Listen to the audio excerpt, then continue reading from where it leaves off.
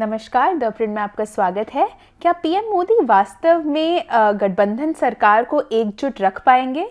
कांग्रेस के पुनर्जीवन के पीछे क्या कहानी है और यूपी में इतना बड़ा बदलाव आया और किसी को समझ में कैसे नहीं आया ये बदलाव? ये मेरे सवाल नहीं है, ये सब आपके सवाल है जो आपने हमें पिछले कुछ दिनों में भेजे और आज के इस एपिसोड में हम आपके ऐसे ही सवालों पर चर्चा करेंगे। हेडलाइंस के पीछे डीके के साथ मैं अपूर्वा मंधानी और मेरे साथ हैं हमारे पॉलिटिकल एडिटर डीके सिंह। स्वागत है आपका डीके। Thank you. डीके, आज का एपिसोड शुरुआत करने से पहले मेरे दर्शकों के लिए, हमारे दर्शकों के लिए मेरे पास एक अपील थी, एक गुजारिश थी कि आप द प्रिंट का सब्सक्रिप्शन ज़रूर लें। ऑफ कोर्स इसके कई फ़ायदे, बेनिफिट्स भी आपको मिलते हैं, लेकिन उसके अलावा बेनिफिट्स आप स्क्रीन पर देख सकते हैं और कैसे सब्सक्रिप्शन लेना है वो भी देख सकते हैं स्क्रीन पे।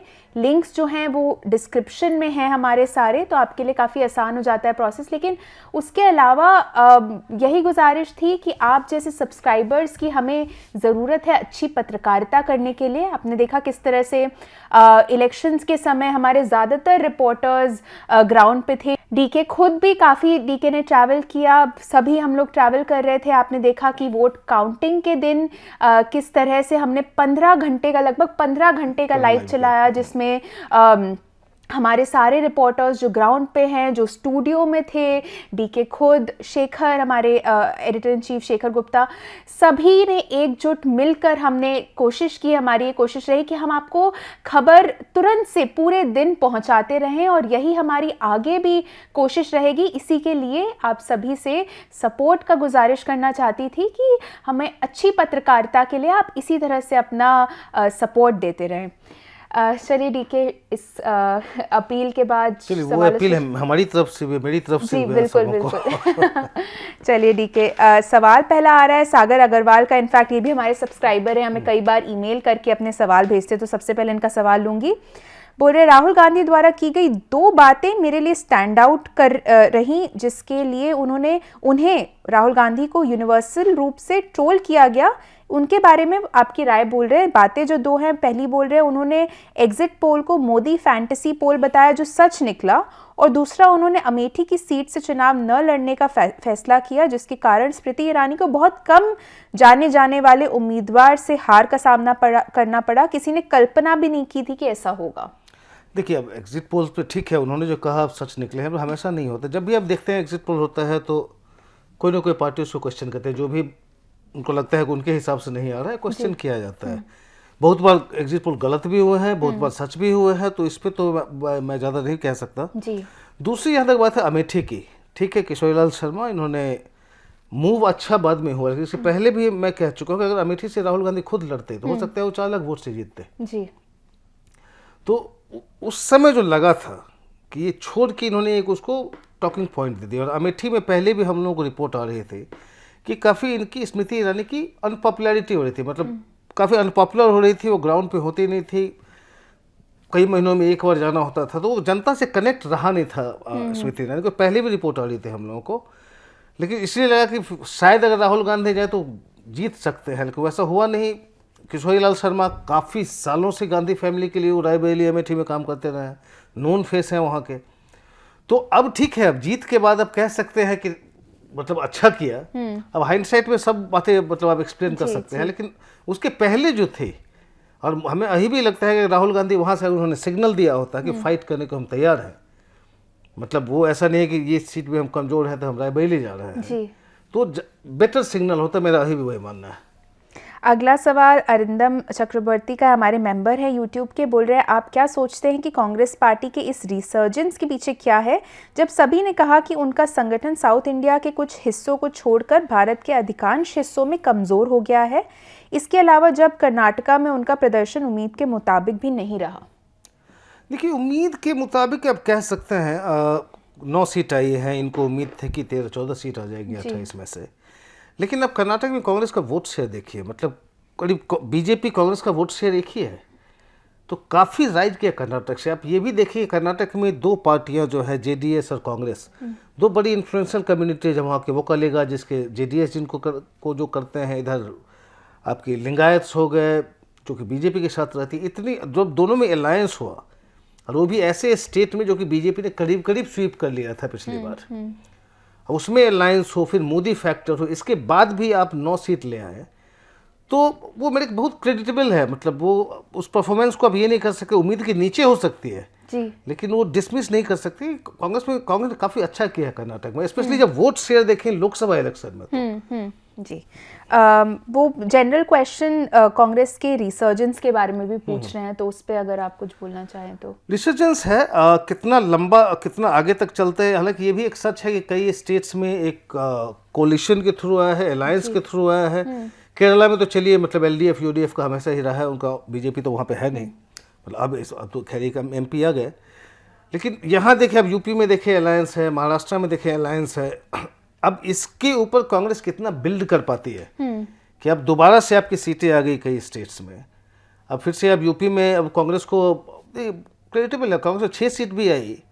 अब देखें कि 2004 में कांग्रेस को करीब 9 सीट आई थी, तो 2009 में जाके कांग्रेस को 21 सीट मिल गई थी। अब आप 6 आई है, क्या इसके ऊपर आप आगे के लिए बिल्ड कर सकते हैं? डिपेंड ये करता है कि अगर आप बैठ गए छोड़ के चलो फिर से अगली बार अलायंस से तोड़ जोड़ के हमारे कैंडिडेट आगे बढ़ेंगे, तो फिर वो काम नहीं करेगा। लेकिन अगर इस पे करें, महाराष्ट्र में देखिए अब 1 से 13 पहुंच गए, और एक और सांगली के अभी जो इंडिपेंडेंट है कांग्रेस के ही थे, रेबेल लड़े थे, बिकॉज शिवसेना यूबीटी ने जो है सो उस पर अपना कैंडिडेट खड़ा कर दिया था, तो वो भी जीत के आके उन्होंने भी डिसाइड किया कि ज्वाइन करेंगे कांग्रेस को, एसोसिएट कर जाएंगे कांग्रेस के साथ, तो उसका टैली 14 चला जाएगा। तो अभी कर्नाटक की लोकसभा का टैली देखें तो कर्नाटक की सबसे बड़ी पार्टी हो गई है कांग्रेस, सॉरी महाराष्ट्र की। तो अब यही है कि इस पे आपको बिल्ड करना है, वो हमें देखना है कि आने वाले दिनों में कि कांग्रेस इस पे कितना कर पाती है। जी जी।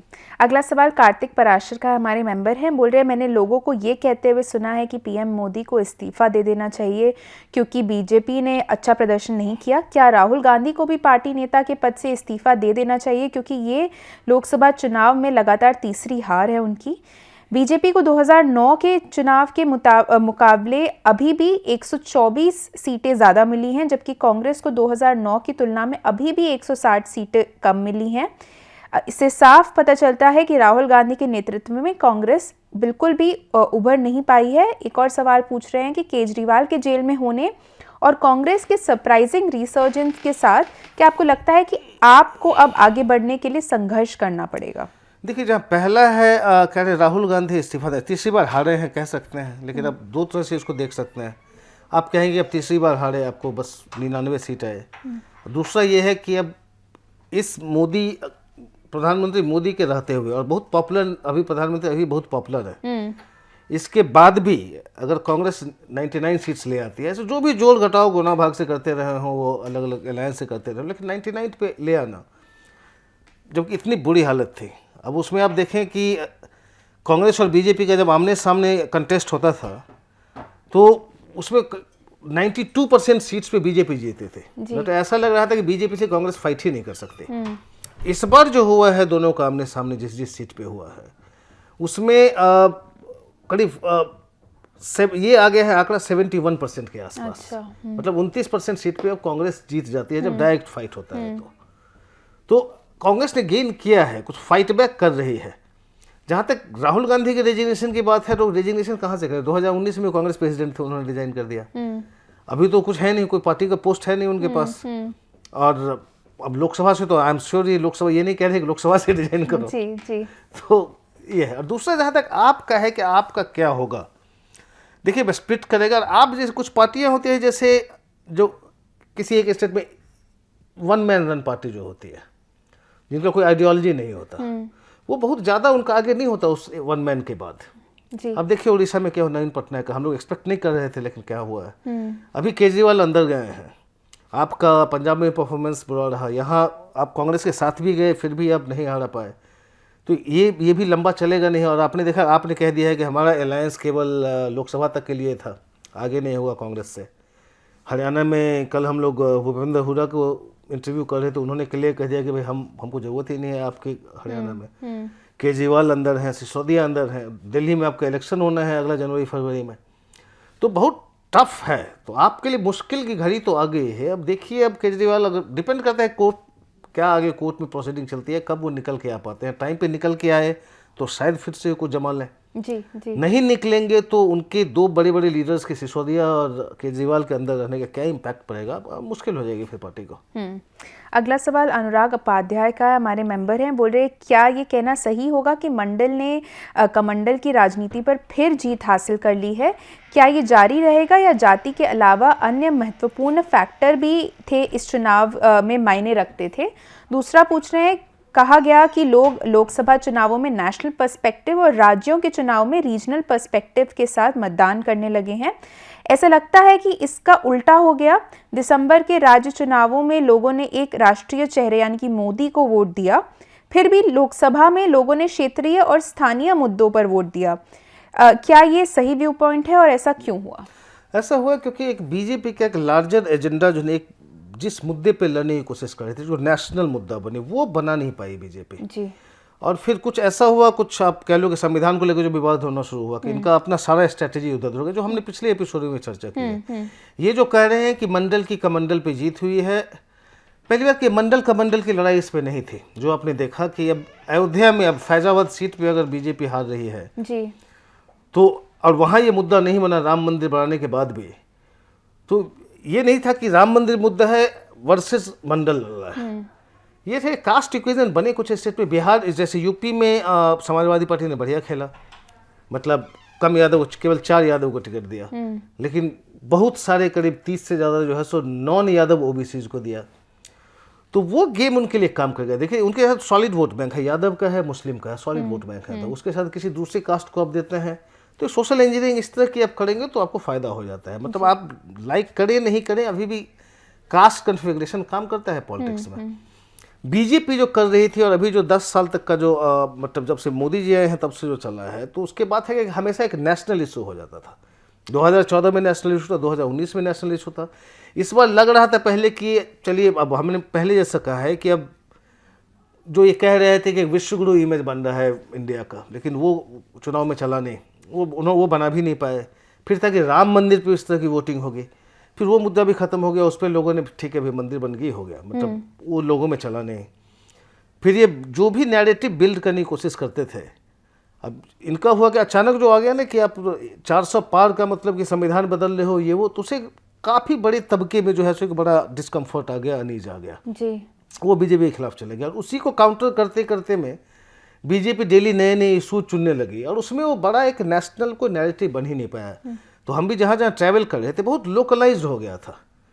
अब जैसे मैं एक मंत्री जो अभी इस आउटगोइंग गवर्नमेंट में, जो आउटगोइंग क्या मतलब, तो रिजाइन कर दिया प्रधानमंत्री ने ऑलरेडी, तो जो मंत्री थे मैं उनके कॉन्स्टिट्यूंसी में बैठा हुआ था, कई बार से वो जीत रहे हैं। अब उनसे मैंने पूछा कि आप मुझे बताओ कि 2014, 19 और 24 में क्या अंतर लग रहा है, आप कैंडिडेट हो तो फील्ड में। तो बोला 24-19 में तो 14-19 में तो हमें कुछ कहने की जरूरत ही नहीं थी, अब तो बस मोदी जी ने ये किया वो क्या सब हो जाता था। इस बार है कि मोदी जी के लिए अभी भी वोट बैंक है, लेकिन अब लोग ये भी देख रहे हैं कि कैंडिडेट कौन है और उसने क्या काम किया है। तो वो लोकलाइज हो गया। मैं ऐसे स्टेट की बात कर रहा हूँ जहाँ की बीजेपी ने स्वीप कर लिया है, फिर भी उनका फीलिंग था कि लोकलाइज्ड हो गया है और हमको हमने क्या किया ये बताना पड़ता है लोगों को। तो ये कुछ चेंज हो गया मतलब चुनाव में। तो ये सही कह रहे हैं कि इस बार काफी लोकलाइज्ड हुआ है, इसका असर पड़ा है बीजेपी का ओवरऑल टैली देखें उस पर। अगला सवाल विशाल कुमार यादव का है, ये भी हमारे मेंबर हैं, बोल रहे डीके जी आखिर यूपी में इतना बड़ा बदलाव हो गया और किसी मीडिया वाले को ये समझ नहीं आया, मतलब सब क्या शहरों में ही बात कर रहे थे क्या? बोल रहे किसी को गांव और गरीबों से बात करने की याद नहीं आई। बंगाल और कर्नाटका में भाषा की समस्या समझ आती है, लेकिन यूपी में ऐसा कैसे? देखिए फ्रैंकली बताऊं, हम लोगों के लिए, जैसे हम यहाँ से जाते हैं, आप यूपी जैसे बड़े स्टेट में जाए, उसमें हर एक रीजन का एक अलग स्टोरी है, वहाँ का पॉलिटिकल डायनामिक्स अलग, हर एक रीजन में अलग अलग होता है। अब हम गए 1 सप्ताह के लिए गए, अब डिपेंड करता है आप किस रीजन में गए, आप ईस्ट में गए, वेस्ट में गए, मतलब जिस रीजन पे जाएंगे उसको हो सकता है अगर कोई वेव चल रहा है तो आपको सब रीजन में सेम मिलेगा। अब मोदी वेव है तो आप 14 में जाते, 19 में जाते, आपको वही मिलता। वेव नहीं है तो आप किसी एक रीजन में जाएंगे, उसे बड़ा पिक्चर आपको मिलता नहीं कि क्या हो रहा है, खास जब स्प्लिट हो जैसे इस बार हुआ है जी, तो उसमें अब कितना दिन घूमेंगे। लेकिन अब मीडिया के लिए हाँ ठीक है, ये समस्या है हमारी, आप सही कह रहे हैं, हम लोग नहीं कर पाते हैं उसको। लेकिन आपको ये बताऊं, जो कि यूपी बेस्ड जो मीडिया वाले हैं, जो जर्नलिस्ट यूपी में रहते हैं, जो कि डेली ट्रैवल करते हैं एक कॉन्स्टिट्यूंसी दूसरे कॉन्स्टिट्यूंसी, तो जो उनका जो फीडबैक था फ्रैंकली जो हमारे ऑर्गेनाइजेशन के नहीं है, मैं किसी और अपने दोस्त की बात कर रहा हूँ, लेकिन उन्होंने कह दिया ना 50 से नीचे भी चला गया डिग्री तो हम आश्चर्यचकित नहीं होंगे, बिकॉज उन्होंने करीब 40 सीट से ज़्यादा में ट्रैवल किया था अक्रॉस यूपी। तो उनको चूंकि वहाँ बेस्ड हैं, वो दिन रात ट्रैवल करते रहते हैं, उनको ज़्यादा पल्स होता है। जी जी। तो मीडिया को ब्लेम करना है, हाँ आप कह सकते हैं नेशनल मीडिया वाले जो गए वो पकड़ नहीं पाए, मतलब हम दिल्ली से जाके सीधे उठ के हम नहीं पता चल जाता है, खास करके इतने बड़े स्टेट में। लेकिन अब जो वहाँ हैं लखनऊ बेस्ड जो थे, उनको मोरलेस उनको आइडिया था। अभी ऐसा भी होते बोल नहीं पाते खुल के वो, क्योंकि एक ऐसा चला है बीजेपी का कि भाई आप कुछ देख रहे हो बीजेपी कुछ और, मोदी राज में पता नहीं अलग ही रिजल्ट आता है, आपको लगता है अरे जनता को आप समझ ही नहीं पाए। तो इस बार भी वहाँ के लोकल जर्नलिस्ट बोल रहे थे कि 50 के नीचे जाएगा, लेकिन वही बेचारे खुल के नहीं पे हम लोगों से बातचीत में बताते थे। तो आइडिया था, हाँ हम लोगों को आइडिया नहीं था, ये आप हमें ब्लेम कर सकते हो दिल्ली में बैठे हुए लोगों को। अगला सवाल, इनका यूजर नेम है डिस्ट्रॉयर 700, हमारे मेंबर हैं, बोल रहे हैं नायडू और नीतीश को कौन सी मिनिस्ट्री मिलेगी और क्या यूपी की हार का मुख्य कारण बीएसपी वोटों का शिफ्ट होना है? तो देखिए अब मोदी जी के राज में किसको क्या मंत्रालय मिलेगा ये कहना तो बहुत मुश्किल है। मेरे ख्याल से आप शायद अभी अमित शाह से भी पूछेंगे तो शायद अभी उनको भी नहीं पता होगा, वो तो प्रधानमंत्री ही डिसाइड करेंगे। आज उन्होंने बोला भी कि जो मोदी को जानता है उसको पता होगा कैसे ही मिनिस्ट्री नहीं बढ़ती। तो वो तो कहना मुश्किल है उनको कौन सा, उनकी पार्टी के लोगों को कौन सा पोर्टफोलियो मिलेगा, कौन सा मंत्रालय मिलेगा। दूसरा बात जो ये कह रहे हैं बीएसपी के बारे में, क्या कह रहे हैं बीएसपी का, ये पूछ रहे हैं कि क्या यूपी की हार का मुख्य कारण बीएसपी के वोटों का शिफ्ट होना है? मुख्य कारण नहीं, लेकिन बहुत ही एक इम्पॉर्टेंट फैक्टर रहा है कि बीएसपी का वोट बैंक देखेंगे, जैसे 2022 असेंबली इलेक्शन में है तो उनका वोट बैंक करीब 12.88 करीब 13% के आसपास है। वो घट के इस बार जो आया है उनका करीब 9.39% आ गया है। तो और अभी हम जानते हैं कुछ कि दलित वोट इवन जो इनका जाटव वोट बैंक है वो भी थोड़ा सा शिफ्ट कर रहा है। तो शिफ्ट बीएसपी में हुआ है। आपने देखा जैसे नगीना में अब चंद्रशेखर आजाद हैं जी, भीमानी वाले, अब उनकी अब अलग पार्टी है, आज़ाद समाज पार्टी है। तो वो जब खड़े हुए उनको कोई पार्टी सपोर्ट नहीं कर रहे थे, एसपी ने भी अपना कैंडिडेट खड़ा किया, बीएसपी की वो अपनी बीएसपी उस सीट से जीते हुए थे, बीएसपी ने भी सीट अपना काउंटर किया। और आकाश जो मायावती के भतीजे हैं वो भी गए थे वहाँ कैंपेन करने के लिए पार्टी के लिए, फिर भी चंद्रशेखर आज़ाद जीत के आ गए। तो वो एक आपको बड़ा इंडिकेशन देता है कि दलित वोट शिफ्ट कर रहा होगा, मतलब दूसरी पार्टी की तरफ। अयोध्या में देखिए, मतलब एक दलित कैंडिडेट एसपी ने उतारा, वो जीत गए। तो दलित वोट बैंक शिफ्ट किया है। मायावती का जो एक होल लूज हो रहा है उस वोट बैंक से, उसका सपोर्ट मिल रहा है। लेकिन इसमें चिंता की बात शायद बीजेपी के लिए ये है कि पहले हो रहा था कि दलित जो टूट के जाते थे मायावती से, वो उधर जा रहे थे बीजेपी की तरफ, अब वो आने लगे हैं इधर समाजवादी पार्टी कांग्रेस अलायंस की तरफ। जी जी। अगला तो लेकिन उसको केवल एकमात्र वही फैक्टर नहीं कर सकते, बहुत सारे फैक्टर अलग अलग कॉन्स्टिट्यूंसी में, कई जगह पे बाहर के कैंडिडेट्स आ गए। अब जैसे जौनपुर में आप ले आए, वहाँ से अब महाराष्ट्र के पहले होम मिनिस्टर थे वो हैं वहाँ के, लेकिन वो कभी रहे नहीं, सारा पॉलिटिक्स महाराष्ट्र में किया। आप सोच रहे हो वो आके हरा देंगे यहाँ पे, तो इतना नहीं होता। लोकल बहुत सारी छोटी मोटी चीज़ें दिक्कत हुई है, कई जगह कैंडिडेट आपने गलत सेलेक्ट किया, तो उसका भी असर पड़ा है। लेकिन हाँ, बीएसपी का वोट शिफ्ट होना इधर एक बहुत बड़ा कारण रहा है। यूपी से जुड़ा एक और सवाल है, गौतम सिंह का, हमारे मेंबर हैं, बोल रहे हैं हम कई फैक्टर्स के बारे में सुन रहे हैं जो यूपी में बीजेपी की चौंकने वाली हार का कारण बन सकते हैं, जैसे आरएसएस से दूरी बनाना, योगी आदित्यनाथ को साइडलाइन करना, एक्सेट्रा। आपको क्या लगता है कि ये आकलन कितने मजबूत हैं या कुछ और भी इसमें शामिल था? नहीं, बहुत अब इसको अभी कहना मुश्किल होगा, लेकिन जो आपकी अंडरस्टैंडिंग होती है, जो आरएसएस के बारे में आपने एक कमेंट कर दिया, 2 फेज बचा हुआ है, तो ऑलरेडी सानिया ढींगरा हमारी कलीग जब गई हुई थी, उन्होंने स्टोरी की थी कि इस बार आरएसएस के कार्यकर्ता ग्राउंड पे उस तरह से काम कर नहीं रहे हैं। कोल्ड है बिकॉज आपने दूसरी पार्टी के डिफेक्टर्स को खड़ा कर दिया है। और पहले हमने सर जिस पर चर्चा की है कि वो कह रहे थे कि अरे हम तो आरएसएस उसको सपोर्ट करती है जिसका हम चरित्र निर्माण करना होता है, आरएसएस का काम वो है, और यहाँ तो जिस बिना चरित्र वाले लोगों को लेके आ रहे हो तो हम कैसे काम कर सकते हैं। वैसा भी कई बार हुआ है। फिर लोकली बहुत सारी चीज़ें जो संघ को था कि अब ये पूछते नहीं हमसे, तो वो थोड़ा कोल्ड तो चले गए थे, वो एक फैक्टर रहा है।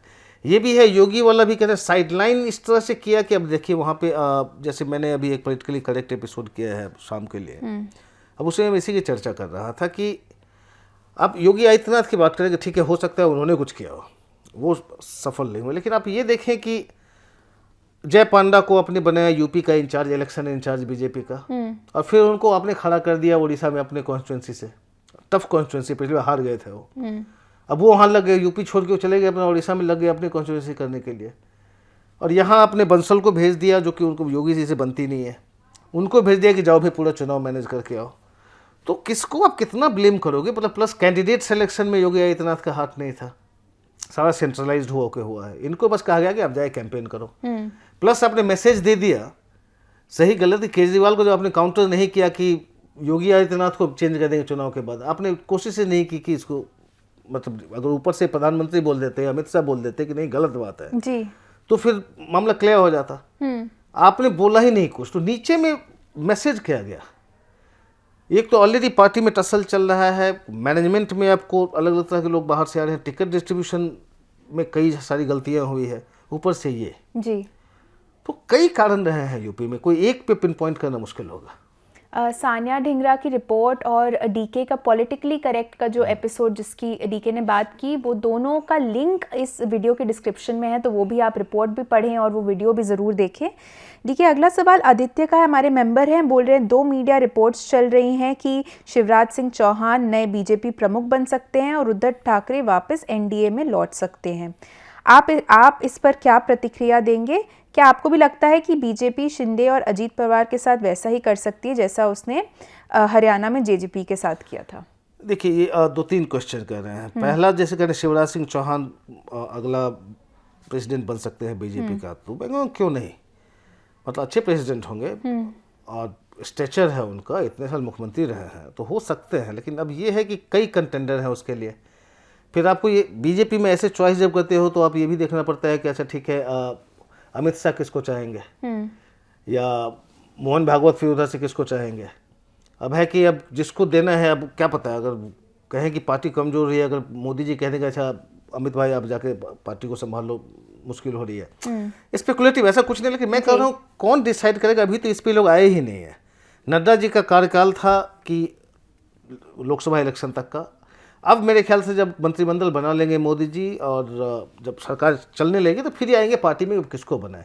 उसमें कंसल्टेशन होगा, आरएसएस से कंसल्टेशन होगा, टॉप लीडरशिप से होगा, कौन आएगा उसमें कहना मुश्किल है। बट हाँ, शिवराज चौहान क्यों नहीं, मतलब है उनका एक्सपीरियंस। दूसरा सवाल बोल रहे हैं कि क्या आपको भी लगता है कि बीजेपी शिंदे और अजीत पवार के साथ वैसा कर सकती है जैसा उसने हरियाणा में जेजेपी के साथ? देखिए, अभी थोड़ा मुश्किल होगा महाराष्ट्र में करना, बिकॉज बीजेपी की भी स्थिति ठीक नहीं रही है इस चुनाव में। तो करना मतलब अजीत पवार उनकी अपनी ही हालत ख़राब है, उनके पास एक एमपी केवल इस बार आए हैं, और अब वहाँ से कई रिपोर्ट्स आ रहे हैं महाराष्ट्र से कि बहुत सारे एमएलएज अब शरद पवार के टच में है, बिकॉज शरद पवार ने काफ़ी अच्छा किया। देखिए 10 सीट वो लड़े, उसमें से उनकी पार्टी 8 ले गई जी। तो है कि भाई अजीत पवार के पास लोग नहीं है, अब अगर जनता नहीं है उनके पास तो फिर सारे एमएलए शिफ्ट करेंगे, तो अजीत पवार बहुत कमज़ोर स्थिति में होंगे। तो उनके साथ जो होगा अलग होगा। शिंदे का देखिए, एकनाथ शिंदे इस चुनाव में मजबूत हो गया है। उनको हो सकता है कि आप कहेंगे कि उद्धव ठाकरे ग्रुप को 9 मिल गया, शिंदे के सेना को 7 मिला है, लेकिन अब वो स्ट्राइक रेट देखें तो बड़ा हाफ हाफ ही है। जैसे देखिए 15 सीट पे जैसे शिंदे सेना ने लड़ा, मतलब शिवसेना और जिनको मेरा सिंबल 15 सीट पे लड़े, उसमें 13 सीट पे ये उद्धव दोनों सेना की लड़ाई थी, उसमें से 6 चला गया एकनाथ शिंदे को और इस फैक्शन को, और 7 चला गया उद्धव ठाकरे के फैक्शन को।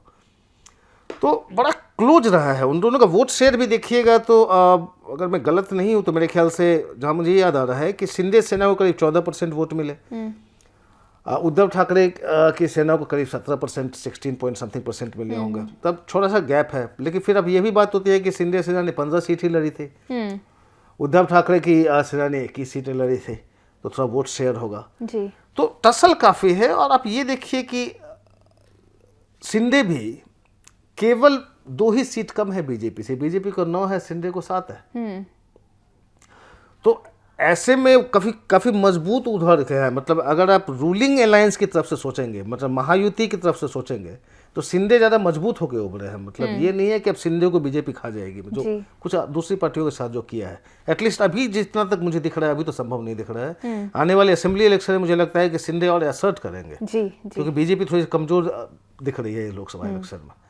अगला सवाल सौम्या टुटेजा का है, हमारी मेंबर हैं, बोल रही हैं क्या आप मानते हैं कि मोदी वास्तव में गठबंधन सरकार को एकजुट रख सकते हैं?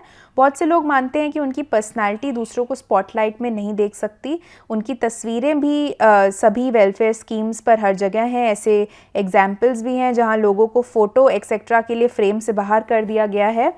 क्या एनडीए के पार्टनर्स इससे सहमत होंगे? ज़्यादा गंभीर विषयों पर उनकी पर्सनालिटी वही करने की है जो वो चाहते हैं, और क्या उनके बाकी लोगों के साथ सब कुछ चलाना ठीक लगेगा उनको? इस पर आपकी क्या राय है? देखिए, ठीक तो खैर किसी को नहीं लगेगा, आप अपने हिसाब से चलाते हैं और अब सबको आप बस इमेजिन कीजिए कि आपको कुछ सपोज नोटबंदी करनी है फिर से, अब आपको जाना पड़ेगा नीतीश कुमार का पूछने के लिए, आपको जाना पड़ेगा चंद्रबाबू नायडू से पूछने के लिए, आपको हो सकता है चिराग पासवान के पास जाना पड़े पूछने के लिए। तो ये नहीं है कि अच्छा लगेगा कैसा लगेगा, वो तो बात ही नहीं है। लेकिन अगर आपने आज सुना हो नरेंद्र मोदी को एनडीए मीटिंग में, वो कह रहे हैं, उनकी भाषा चेंज हो गई है। अब उसमें आपने देखा होगा कि वो कह रहे हैं कि कंसेंसस सरकार चलाने के लिए कंसेंसस की बहुत ज़रूरत होती है। अब ये कंसेंसस वाली बात जो पिछले 10 साल से आपने कंसेंसस तो देखा ही नहीं सर, इस सरकार का बहुत बड़ा प्रॉब्लम रहा है कि किसी को भी एक क्या बोलते हैं उसको स्टीम रोल करना जो होता है, किसी से कोई कंसल्टेशन नहीं, कोई कंसेंसस नहीं। कैबिनेट मीटिंग में भी होता है, कई बार तो मंत्रियों को नहीं पता होता है क्या उनका आ रहा है, सीधे पीएमओ से डायरेक्टेड होता है, कोई कंसल्टेशन कहीं नहीं होते। चेंज करेगा, और पहला सिग्नल हमने देखा कि मोदी जी का चेंज करने का। आप देखिए जैसे जिस तरह की बातें आज उन्होंने की है, पहली बार जैसे उन्होंने कंसेंसस बिल्डिंग की बात की, फिर वो दोबारा से ये कह रहे हैं कि अभी उनको जो वो कह रहे थे कि गोवा में हो या नॉर्थ ईस्ट में हो, जो क्रिश्चियन भाई बहन हैं उनकी सेवा करने का एक अवसर मिला है। वो आप आउटरीच देखिए क्या सिग्नलिंग कर रहे हैं वो। फिर कि सारे स्टेट्स के साथ कैसे फेडरलिज्म में हमको सबके साथ करना है। इतनी बार उन्होंने एनडीए के पुराने नेताओं का नाम लिया, दूसरी पार्टी के, प्रकाश सिंह बादल, उन्होंने शरद यादव की बात की, मतलब उन्होंने बाला साहब ठाकरे की बात की। तो वो रीच जो है ना, ऑलरेडी अब देख रहे हैं कि वो चेंज कर रहे हैं, नई स्थिति में बदलने की कोशिश कर रहे हैं। जी। कितना बदल पाते हैं देखते हैं। अगला सवाल दीपक पदियारी का, हमारे मेंबर हैं, बोल रहे हैं आपको क्यों लगता है कि बीजेपी उड़ीसा में सफल रही है? धार्मिकता के मामले में उड़ीसा काफ़ी यूनिफॉर्म है और लगभग 2% मुसलमान सबसे बड़ी माइनॉरिटी भी नहीं है। ये भाजपा द्वारा चलाए जा रहे शक्तिशाली हथियारों में से एक को निष्क्रिय बना देता है, और कांग्रेस ने लंबे समय तक स्टेट को पूरी तरह से नज़रअंदाज क्यों किया, ये उनका दूसरा सवाल है। क्यों किया, और रूलिंग पार्टी के प्रति लोगों के असंतोष को लोगों में बीजेपी के बजाय खुद को विकल्प या ऑल्टरनेटिव के रूप में बदलने में विफल क्यों रही कांग्रेस? देखिए, 2 क्वेश्चन है। पहला जो आप कह रहे हैं कि उड़ीसा में ऐसा कैसे हुआ, बड़ा अप्रत्याशित हुआ। फ्रेंकली मैं भी गया था, हालांकि मैं एक ही दिन के लिए, लेकिन ये मैं भी एक्सपेक्ट नहीं कर रहा था जी। तो उसमें धर्म वाला इशू नहीं है। आप अगर सोच रहे हो कि कम्युनल कुछ ऐसा कैंपेन हुआ हो, तो ऐसा कुछ नहीं था कैंपेन वहाँ पर कम्युनल। नवीन पटनायक पॉपुलर अभी भी थे, लेकिन 2-3 फैक्टर है। एक तो इनके एमएलए से लोग काफ़ी परेशान थे, मतलब एमएलए नहीं करते, बिकॉज जब कोई भी ऐसा मुख्यमंत्री होता है जिसके नाम पे वोट मिलता हो, तो एमएलए आराम मतलब सुस्त हो जाते हैं, कुछ नहीं करते। लोकल लेवल पे एमएलए के बारे में था, जो हमें लगा कि ठीक है होता है, लेकिन नवीन पटनायक की जो पर्सनैलिटी है तो सब उसको देंगे, ऐसा हुआ नहीं। एक वो काम किया। दूसरा एक बीजेपी ने चलाया, एक आप उसको प्रोपेगेंडा कह सकते हैं, कि पांडियन जो हैं उनके पांडियन जो पहले प्राइवेट सेक्रेटरी थे, इनके आईएएस ऑफिसर थे, जो काफ़ी 2011 से एकदम शैडो की तरह नवीन पटनायक के साथ रहे, उन्होंने रिजाइन किया आईएएस से और जाके ज्वाइन कर लिया पॉलिटिक्स, और वो हर एक जगह जाके के कैंपेन कर रहे थे। तो बीजेपी ने फैलाया कि देखो बाहरी जो है आदमी, उसको उड़ीसा सौंपने की तैयारी हो गई है। पांडियन की वाइफ उड़िया ही है, वो भी आईएएस ऑफिसर है, वो दामाद है उड़ीसा के। लेकिन ऐसा चलाया कि पूरा, चूंकि इतना खास भी रहे हैं नवीन बाबू के वो जी, क्योंकि केवल वही उन्हीं के थ्रू सबका काम होता है। मतलब पांडियन के चक्कर में कई बीजेपी के नेता, जैसे जय पांडा है, इन सबों ने पार्टी छोड़ दी, कई लोगों ने छोड़ी। तो एक जमा दिया ऐसा कि ये कर रहे हैं, जैसे ऐसा तो है नहीं। नवीन बाबू ने बाद में आके क्लियर भी करने की कोशिश की कि ऐसा नहीं है, वो मेरे सक्सेसर नहीं है, लेकिन लोगों में बात नहीं बढ़ी। फिर आपने एक दूसरा बीजेपी से शुरू हुआ कि ये बीमार हैं, प्रधानमंत्री से लेके सबने, मतलब अमित शाह ने, सबने जाकर शुरू कर दिया कि इतने बीमार हैं। और वो वीडियो वायरल आपने देखा होगा, हाथ हिल रहा था बैठे हुए, तो पांड्यन ने इसको ये हाथ कर दिया उठा के। तो ये लगा कि वो बीमार हैं और पांड्यन ही सब कुछ चला रहे हैं। हाँ, तो ये भी एक मैसेज जो गया ना कि ये बीमार हैं नवीन पटनायक, और पांड्यन सारा कुछ चला रहे हैं, तो वो जो ग्राउंड में गया होगा कुछ ऐसा हो सकता है। प्रोपेगेंडा ही था, लेकिन मेरे ख्याल से शायद वो चल गया। अब प्लस ये भी मानिए कि देखिए 2000 के बाद ही कभी हारे ही नहीं। इनफैक्ट अगर वो अब इस बार आ जाते तो जुलाई अगस्त तक में वो आज रिकॉर्ड बनाते कि इतना लंबा मुख्यमंत्री कोई रहा ही नहीं। तो इतना लंबे होने के बाद थोड़ा सा एंटी इनकम्बेंसी नेचुरली होगी। जी। अगला सवाल पीयूष का है, बोल रहे चुनाव में आरजेडी के खराब प्रदर्शन के बारे में बताएं, आपसे ओवर हाइप्ड एक्सपेक्टेशंस वो पूछ रहे हैं। बोल रहे शिवसेना के दोनों गुटों का कड़ा प्रदर्शन, इसके बारे में भी बताएं, और अपने एनडीए सहयोगियों के वोट बैंक को ध्यान में रखते हुए बीजेपी के लिए माइनॉरिटी बयानबाजी में बदलाव के बारे में भी बताएं। तो ये तीन चीजें। आरजेडी का इसके प्रदर्शन पे बात कर रहे हैं। देखिए फैक्ट ये है, आप देखिए कि थोड़ा यूपी में अलग प्रदर्शन हुआ है अपोजिशन का, बिहार में अलग हुआ है। लेकिन यूपी में जैसे मैंने अभी चर्चा की, यूपी में क्या हुआ कि एक दलित हैं जैसे वो शिफ्ट करते चले गए कांग्रेस एसपी की तरफ। बिहार में वैसा नहीं हुआ। बिहार में जैसे अब जीतन राम मांझी हैं, चिराग पासवान है, इसको बीजेपी ने पकड़ के रखा। तो जिस तरह का एक सोशल कोलिशन बना वोटर्स का यूपी में, वो इधर नहीं हुआ। तो वो एक बहुत मेजर फैक्टर है। दूसरा, जिस तरह का जो पार्टी की मैंने बात की, यूपी में क्या क्या गड़बड़ हुआ, मतलब डिस्ट्रीब्यूशन, टिकट डिस्ट्रीब्यूशन और सारा कुछ, वो बिहार में इस तरह का नहीं हुआ। बिहार में एक होकर बीजेपी लड़ती चलेगी। और बिहार में ये भी है कि वैसे ये नहीं कह सकते मोदी का पॉपुलैरिटी बिहार में ज़्यादा है, यूपी में कम है, वही बराबर ही है। लेकिन यहाँ पे यूपी में हुआ कि लार्जर एक सोशल कोलिशन बन गया अपोजिशन के साथ, जो कि बिहार में नहीं बन पाया।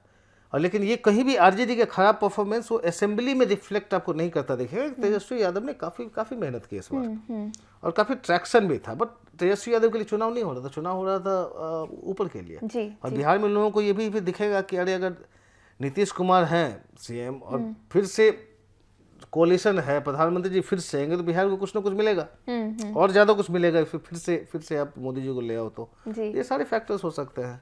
और दूसरा वो पूछ रहे हैं शिवसेना के दोनों गुटों का, शिवसेना पे के दोनों गुटों पे तो हमने अभी बात की कैसे। हाँ जी। और अपने एनडीए सहयोगियों के वोट बैंक को ध्यान में रखते हुए बीजेपी के लिए माइनॉरिटी बयानबाजी में बदलाव। देखिए जैसे उसका मैंने आपको पहला सिग्नल कहा, आज जो मोदी जी ने बात करना शुरू किया कि क्रिश्चियन भाई बहनों को सेवा करने का अवसर मिलेगा, और उन्होंने उनकी सिग्नलिंग भी थी। बिकॉज अगर आपने देखा होगा, हेमंत बिस्व शर्मा असम के मुख्यमंत्री हैं, परसों उनका एक वीडियो वायरल हो गया था जहाँ वो कह रहे हैं कि एक पर्टिकुलर धर्म के लोगों ने जो है हमारे खिलाफ दिया, उन्होंने इंटरफेरेंस किया मतलब इलेक्शन में जी। तो बड़ा स्ट्रांग उनका ये था। तो उसका 2 दिन बाद आपने ये जवाब देखा है मोदी जी का कि भाई वो क्रिश्चियन भाई बहन को हम सेवा करना चाहते हैं। तो ये पहला सिग्नल है और वो सही कह रहे हैं, काफ़ी कुछ चेंज होगा बीजेपी के और एनडीए के अप्रोच में vis-a-vis माइनॉरिटीज। जी। अगला सवाल गोविंद अग्रवाल का है, बोल रहे हैं क्या ये पहली बार होगा जब यूपी में सबसे ज़्यादा सीटें रखने वाली पार्टी सरकार में शामिल नहीं होगी? नहीं, ऐसा नहीं है, क्योंकि देखिए 2009 में भी सबसे बड़ी पार्टी थी आपकी समाजवादी पार्टी। आई थिंक मेरे ख्याल से उनका 23 सीट था, कांग्रेस का 21 था, लेकिन वो सरकार में शामिल नहीं हुए। 2004 में आपके एसपी की 35 सीटें आई थी, सरकार के पास नहीं थे। तो ये पहली बार ऐसा नहीं है कुछ ऐसा। जी। अगला सवाल मधुर सैगल का है, बोल रहे पीएम मोदी की भारत में चुनावी व्यवस्था को बदलने की बड़ी योजना थी, जैसे डीलिमिटेशन और एक देश एक चुनाव। अब क्या आप उन्हें इन चीज़ों को लागू करते हुए देखते हैं? नहीं, वो अब नहीं होगा। देखिए डीलिमिटेशन के लिए पहले तो एक तो बहुत सारे कॉन्स्टिट्यूशनल अमेंडमेंट की जरूरत पड़ेगी, और कॉन्स्टिट्यूशन अमेंडमेंट के लिए आपको जो 2/3 चाहिए होता है, जो आंकड़ा 362 आता है लोकसभा में, ये रूलिंग साइड के साथ आएगा नहीं, बाकी बहुत सारी रीजनल पार्टीज भी है जी। और जिसमें खास करके साउथ को जो लग रहा है कि इससे उनका नुकसान होगा, तो अब तो साउथ से आपके एक सहयोगी भी आ गए हैं, और एक नहीं दो आए हुए हैं, मतलब जेडीएस भी है वहाँ पे, टीडीपी भी है। तो वो डिलिमिटेशन मेरे अब नहीं होगा मेरे ख्याल से। कैसे संभालेंगे? अगर फिर कुछ नया फार्मूला लेके ये लोग आते हैं कि जैसे कॉम्पेंसेट कर सके साउथ को, उनको ये नहीं लगे कि मेरे साथ डिस्क्रिमिनेशन हुआ, तो वो तैयार हो जाते तब शायद हो। लेकिन जहाँ आप हाउस के अंदर का जो ये है आंकड़ा है, जिस पार्टी का जो रिप्रेजेंटेशन है, उसमें लगता नहीं है कि इसको ज़्यादा वो कर पाएंगे, क्योंकि इनका प्लान है बढ़ाने का काफ़ी। जी। तो उसमें थोड़ा उस पर अपोजिशन होगा। वन नेशन वन इलेक्शन इतनी पार्टी विरोध करती रही है, अब तो खैर मेरे ख्याल से वो ऑफ द एजेंडा कह सकते हैं। मुझे लगता नहीं है कि अब हो सकता है कि सरकार की तरफ से काफ़ी सबको मनाने की कोशिश की जाए, लेकिन अपोजिशन को जितना एप्रीहेंशन है मुझे लगता नहीं कि अपोजिशन इसको मानेगी अब तो, और अपोजिशन नहीं मानेगी तो ये नहीं होने वाला है। जी, अगला सवाल तुषार भाटला का है। बोल रहे हैं अब प्रशांत किशोर पर आपके विचार जानना चाहते हैं, वे इससे कैसे उभरेंगे, और दूसरा सवाल उनका इसके बाद लेती हूँ। देखिए, प्रशांत किशोर का आज भी उनका मैं कहीं देख रहा था, उन्होंने किसी को इंटरव्यू दिया है कि आज के बाद में कोई भी नंबर में नहीं बोलूँगा। अच्छा, उन्होंने अपनी गलती मानी है कि इसमें गलती हुई, आगे से मैं कोई भी नंबर एग्जैक्टली बोलूँगा नहीं किसका क्या आ रहा है। तो मानी है गलती, ठीक है, वो गलत हो गया, लेकिन इसका ये मतलब बहुत ही शार्प आदमी है, वो बहुत तेज दिमाग के हैं और पॉलिटिकल सेंस उनका बहुत शार्प है। तो इस बार गलत चले गए होंगे, बहुत सारे लोग गलत जाते हैं, लेकिन इससे ये नहीं कि प्रशांत किशोर का कोई कद नीचे हो गया जो पोल स्ट्रेटेजिस्ट है वो जी। बस एक गलती हुई है। अगला सवाल इनका है कि शशि थरूर के बारे में उन्होंने आपका ट्वीट देखा कि हो सकता है वे केरला के मुख्यमंत्री हों। मैं सहमत हूं कि कई अच्छे नेता हैं जैसे कि दीपेंद्र हुड्डा, जिन्हें वो बोल रहे हैं कि वो हरियाणा के सीएम के रूप में देखना चाहते हैं। उनका भविष्य कैसा दिखता है आपको ऐसे देखिए, नेताओं ये का? कह रहे होंगे शशि थरूर के साथ वीर सांघवी जी का एक इंटरव्यू था द प्रिंट के लिए जो किया था, वही मैं रात में वॉच कर रहा था सोने जाने के पहले। लंबा इंटरव्यू है कि बहुत अच्छी अच्छी बातें शशि थरूर ने उसमें की है। इनफैक्ट उसका लिंक आप इसमें अगर हम लोग डाल दें तो बहुत उस इंटरव्यू को देख के वाला सुनने के बाद, हालांकि पहले से ही मैं शशि थरूर का एडमायरर रहा हूँ, जिनका एक इंटेलेक्चुअल कैपेसिटी है और actually as an MP constituency बहुत काम करता है, लोगों को पता हो ना हो, काफ़ी सीरियस एमपी हैं और जो मुद्दे भी उठाते हैं पार्लियामेंट बहुत अच्छे उठाते हैं। सुना तो हमें लगा कि ये मतलब होना चाहिए केरला सीएम के रूप में, वो सही कह रहा है। अब वो तो खैर जब होगा वो देखा जाएगा। दीपेंद्र हुड्डा की बात करें, लेकिन बहुत ब्राइट एमपी है दीपेंद्र हुड्डा। मतलब पिछली बार देखिए 2014 के वेव में भी वो जीत गए थे, इस बार भी करीब 3.5 लाख से जीते हैं। 2019 में बालाकोट वाला जो वेव चल रहा था, मोदी जी का वेव चल रहा था, फिर बहुत छोटे इससे हारे थे वो। कई टर्म के एमपी रहे। एक्चुअली हुड्डा दोनों फादर सन जो कांग्रेस में उस तरह के बहुत कम पॉलिटिशियन है, लगातार ग्राउंड में रहते हैं, ये डिमॉन्स्ट्रेशन, ये एजिटेशन, फिर शुरू कर देंगे अपोजिशन आपके द्वार पर, लगातार ग्राउंड पे काम करते रहते हैं। मैं आशा करता हूं कि कांग्रेस ऐसे नेताओं को बढ़ाए। देखिए, मतलब यंग लीडर है कांग्रेस को, एक्चुअली इनको बढ़ाना चाहिए। अगला सवाल रोहन का है। बोल रहे हैं क्या मोदी सरकार का टेक्नोक्रेटिक स्ट्रक्चर जैसे एमईए के लिए एस जयशंकर, रेलवे के लिए अश्विनी वैष्णव, एनडीए सेटिंग में टिक पाएगी, या ये मोदी को पीएम सीट की रक्षा के लिए हर महत्वपूर्ण पोर्टफोलियो का डिस्ट्रीब्यूशन करेगी? इसमें मैं कहूँगा हमारे editor in chief Shekhar Gupta का जो कट क्लटर है कल का, जो आज भी अवेलेबल होगा, उसका हम लिंक आपको डालेंगे, बिकॉज इस इशू को उन्होंने बहुत ही एक्सटेंसिवली उसको डिस्कस किया हुआ है कि क्यों ऐसा एलाइज की चलेगी नहीं कि हम जो पोर्टफोलियो चाहे कर लें। जी जी। तो शेखर ने पूरा बता दिया है कि क्या क्या पोर्टफोलियो मोदी कभी नहीं देंगे और क्या क्या अवेलेबल है इनके लिए। जी। तो आप उस एपिसोड को देखिए गड्ढा क्लटर को, आपको बहुत क्लैरिटी मिल जाएगी। बिल्कुल। अगला सवाल कार्तिक पराशर का, हमारे मेंबर हैं। बोल रहे पंजाब में वोट शेयर के साथ बीजेपी तीसरी सबसे बड़ी पार्टी है, क्या आपको लगता है कि वे अभी भी पंजाब में एक्सपैंड करेंगे या वे अकाली दल के साथ गठबंधन पर पुनर्विचार करेंगे? उनका एक सवाल तमिलनाडु पे है, वो इसके बाद लेते हैं। देखिए, पंजाब में अकाली दल बीजेपी का वोट शेयर देखें करीब 18% है, तो वोट शेयर बढ़ा है। लेकिन ये भी बात है कि पहले मतलब पहली बार ये सारी सीट पे लड़ रहे हैं, पहले 3 सीट पे लड़ रहे थे, इस बार सब पे लड़ गए हैं, तो इसलिए वोट शेयर बढ़ा होगा। बीजेपी का कॉन्स्टेंट क्या है ना पंजाब में कि बीजेपी में केवल इनके पास हिंदू वोट बैंक है, वो भी स्प्लिट है। हिंदू वोट बैंक देखते हैं कौन, अब जैसे कभी कांग्रेस के पास जाती है, एक बार अब अकाली दल के साथ आम आदमी पार्टी के साथ चलेगी तो देखा क्या हुआ, अदरवाइज जो कांग्रेस के साथ रहता है। और वो बीजेपी का वो हिंदू वोट बैंक के आगे बीजेपी बढ़ नहीं पाती है। वो 6 में जो है, अच्छा हिंदू करीब पंजाब में करीब 38% है। अब उस वोट बैंक को लेके जो भी वो भी स्प्लिट है कांग्रेस के साथ जी, उसको लेके बहुत ज़्यादा आप कुछ कर नहीं सकते। इस बार इन्होंने जैसे काफ़ी कोशिश की लाने की। अब जैसे देखिए रवनीत बिट्टू है, लुधियाना के एमपी थे, कांग्रेस के एमपी थे, इन्होंने अपनी पार्टी में ले आए। अब फिर रवनीत बिट्टू हार गए। सुशील रिंकू आपके जालंधर के हैं, अब जालंधर से वो जीते थे बाईपोल, जब कांग्रेस के एमपी वहाँ से मतलब गुजर गए थे तो बाईपोल जीते थे आम आदमी पार्टी के टिकट पे। इन्होंने ठीक इलेक्शन से पहले उनको मतलब रिजाइन करा के इधर ले आए, आम आदमी पार्टी छोड़वा के बीजेपी ज्वाइन करवा लिए। सुशील रिंकू हार गए। जो आदमी 1.5 साल पहले 2 साल पहले जीत के आ रहा है फिर से हार जाता है। तो इनके पास वो मास हिंदू के आगे वाला कोई आ नहीं रहा है इनके पास, और वो हिंदू वोट बैंक की स्प्लिट है। जब तक कि वो आगे नहीं जाएंगे पंजाब में इनका फिर फ्यूचर नहीं है। और पूछ रहे हैं कि आप तमिलनाडु में बीजेपी के प्रदर्शन को कैसे देखते हैं, क्या वे अगले विधानसभा चुनाव में एक बड़ी ताकत बनेंगे? बड़ी ताकत तो पता नहीं। देखिए, इस बार दो तरह से इस चीज़ को देखना है।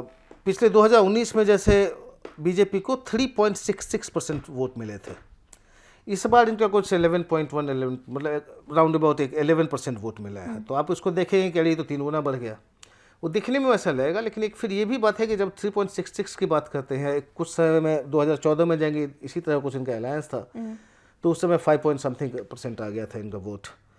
लेकिन आप कब उस समय आप 6 सीट कर रहे थे कंटेस्ट, 8 सीट कंटेस्ट कर रहे थे, उस समय आपका वोट वो था।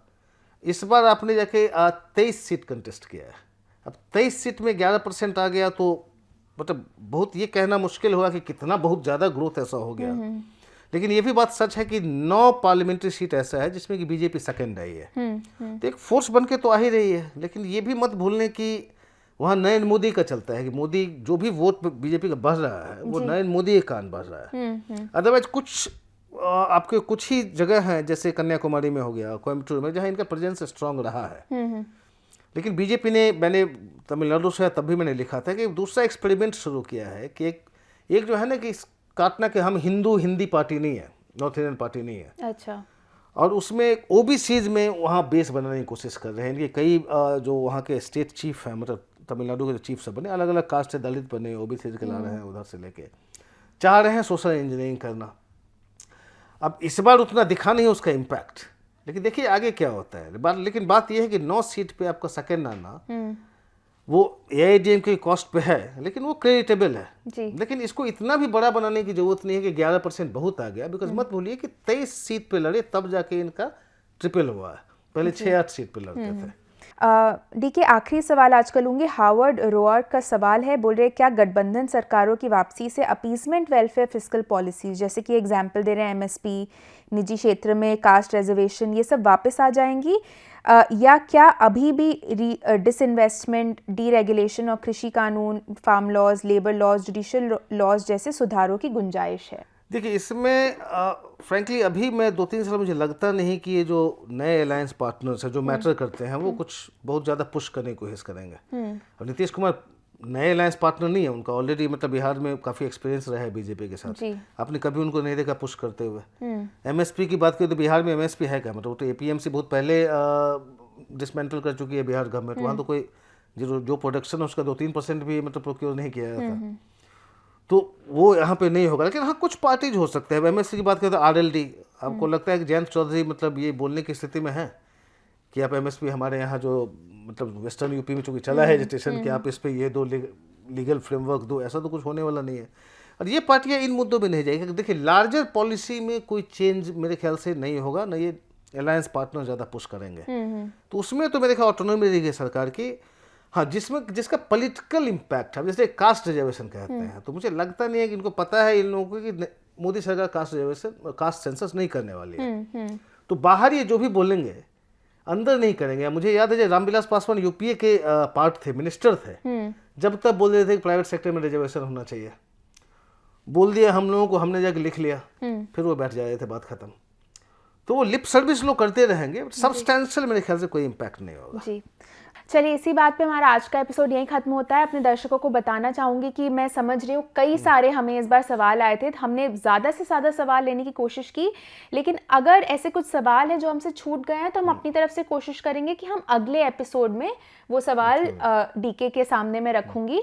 चलिए इसी बात पे आप सभी से धन्यवाद कहना चाहूँगी कि आप हमें इतने ढेर सारे सवाल भेजते हैं, हमारा शो देखते हैं समय निकाल कर, उसके लिए आप सभी का बहुत बहुत धन्यवाद। मेरी तरफ से भी आपका धन्यवाद, अपूर्वा आपको धन्यवाद।